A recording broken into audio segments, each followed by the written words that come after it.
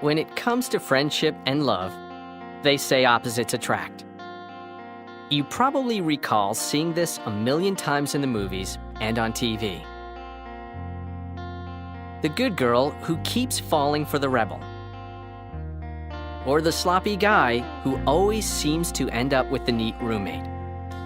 The shy young woman who tends to be drawn to the outgoing boyfriend. Or the laid-back artist who prefers dating the type A businesswoman. It makes for good movies. But in real life, do opposites really enjoy being together? And even more important, do they really bring the best out in each other and make for harmonious friendships, relationships, and marriages?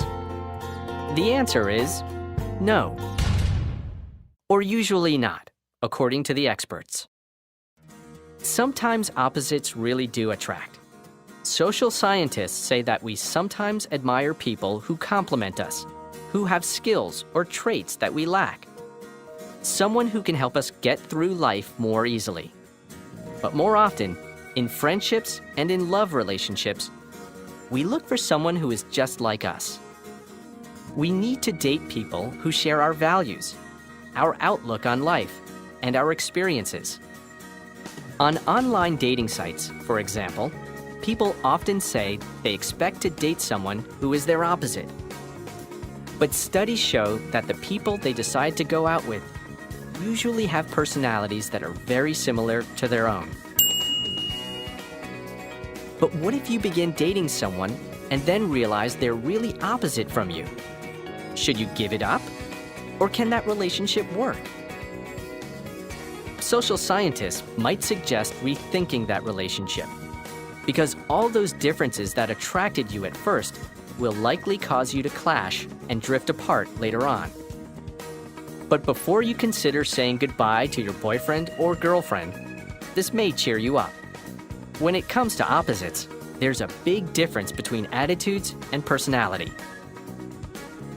People can have opposite attitudes about many things, from big things like religion or politics to little things like movies and wall colors, and still continue to have a great relationship.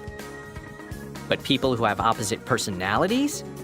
Well, that's a little more difficult because they're more likely to clash. It's much harder for opposite personalities to empathize with one another, to reconnect after arguments, and to handle all the little compromises that relationships require. So, in the end, the good girl should probably do without her rebel boyfriend and start looking for a nice guy. The laid-back artist should try to run into someone who shares his relaxed energy. And that shy young woman, she may want to be on the lookout for an equally shy young man.